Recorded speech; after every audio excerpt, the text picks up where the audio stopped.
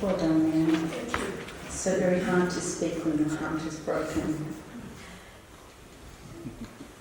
There has been an outpouring of sentiment via community networks, social media, and on Colin's tribute page on the Mount Alexander website over the past few days. And the messages are incredibly heartfelt and genuine. Colin has touched so many people's lives. He went out of his way to connect with others. Colin was highly emotionally intelligent, and spending time with him was simply just a lovely thing to do. Here are just two examples of the messages that have been left for Colin. This is from Sammy. A kind-hearted, sensitive friend who always had time for his friends, always had a different perspective from which they might approach an issue they were having, always a reasonable voice. Thank you, Colin, for your enduring friendship, never judgmental, always an enthusiastic ear. Thank you for your service and support of the local arts community, and thank you for being uniquely you. And this is from Shalom. Thank you for the memories, guidance and time spent at the keyboard during my musical endeavours, the laughs shared and the talks. But most of all, thank you for being my uncle. Kiss, kiss. Such kind words for such a kind man. It's time to hear from Colin's family now, and I'd like to invite his siblings, Alan and Jimmy, to share their stories with Colin for this, please. Thank you, Pat.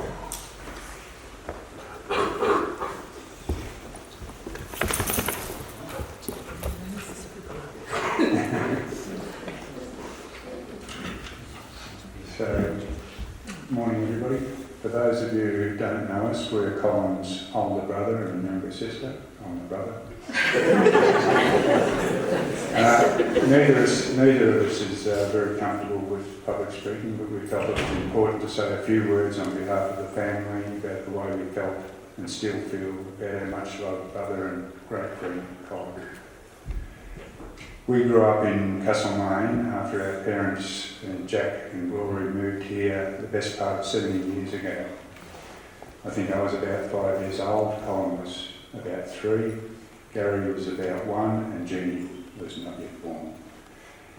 We lived in Duke Street, Wesley Hill for a short time, and then in 1958, Dad and Mum bought a house in Tonkies Road where we all grew up and where Colin has lived for almost 20 years since our parents passed away. I think we all have fond memories of growing up there, but there were challenging times as well. Colin was quite unwell as a child. He was often very lethargic and would fall asleep a lot during the day. He was taken to many doctors over an extended period of time, but it was a well-known local doctor who eventually diagnosed him with a severe heart defect, a hole in the heart. This was when he was about 5 years old. It required open heart surgery, a fairly major operation today, but considerably more so in the late 1950s. Our father spent a great deal of time at Colin's bedside, and that reinforced Colin's close connection with Jack. Dad was the one who persisted for a long time to get a diagnosis for Colin. As well as forging a strong relationship with Dad, Colin's long ordeal no doubt led to his shy and reserved nature, but it also contributed to the development in later years of a gentle and humble nature, tempered by quiet determination and considerable resilience. So, Junior was born in 1959, the year after we moved into Tonkies Road, and shortly after Colin had his operation. It was around this time that Glory became very ill with breast cancer. She died in November 1959. Another fairly heavy blow for Colin and the whole family. Dad was left with a young family, with Colin still recovering from major surgery to correct his long-term illness. Jack remarried in 1961 and Ray and Marlene became part of our family. In later years, with Gary and I living in Heathcote, there were enjoyable family get-togethers with Marl and Mick and Alan and family, and Colin especially enjoyed these get-togethers.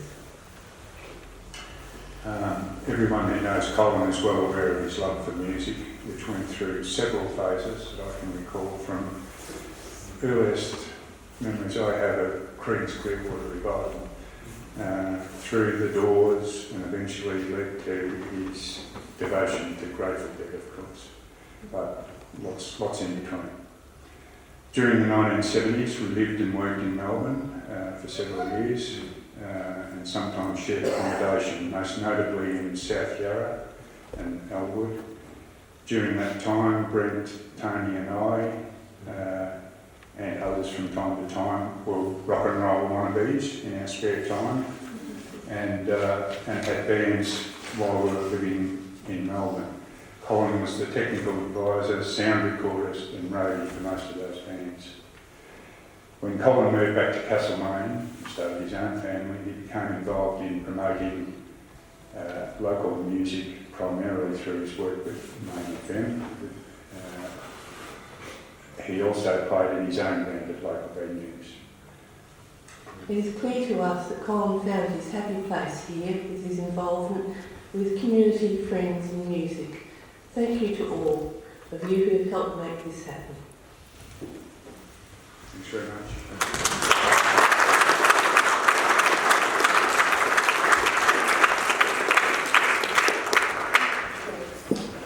One of the things I aim for when I have the privilege of doing a role like this is that you leave with new information or you've learned something. And I truly believe that that's happened for many of us here today. Thank you very, very much. I would now like to welcome anyone who would like to share their thoughts or memories of Colin, and I'm sure there are many stories to be told. Please feel free, if you would like to share some of your thoughts and feelings and knowledge of our friend Colin, to come forward and share those now.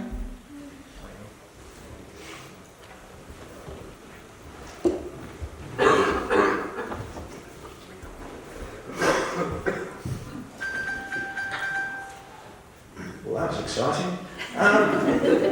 Hello everyone, my name's Jules.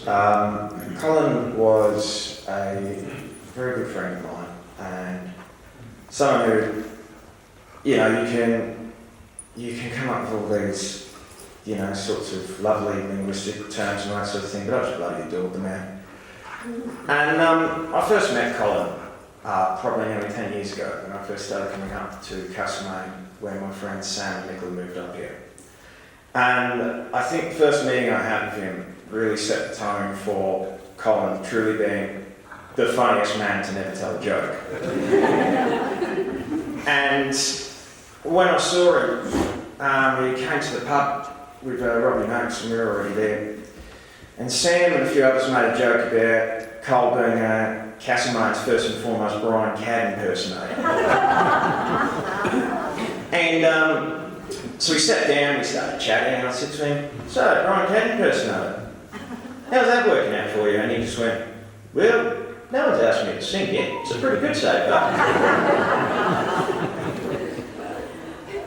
I moved up here for a while during COVID, and unfortunately I had a bit of a rough time when I was up here. And Colin was always there for me. He was always there for a chat, for a hangout, for just swapping tales, and he was absolutely there for me.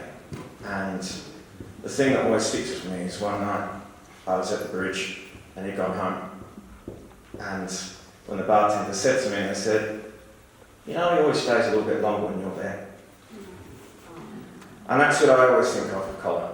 He was a great friend to not just me, but also to my wife Jess, who couldn't be here today. And when he got to know her, she just absolutely adored him as well, and he became a great friend to our little family. And I'll always miss him, I will always think about him, and I will always remember that sometimes you don't need to actually tell a joke to be absolutely hilarious. Thank you.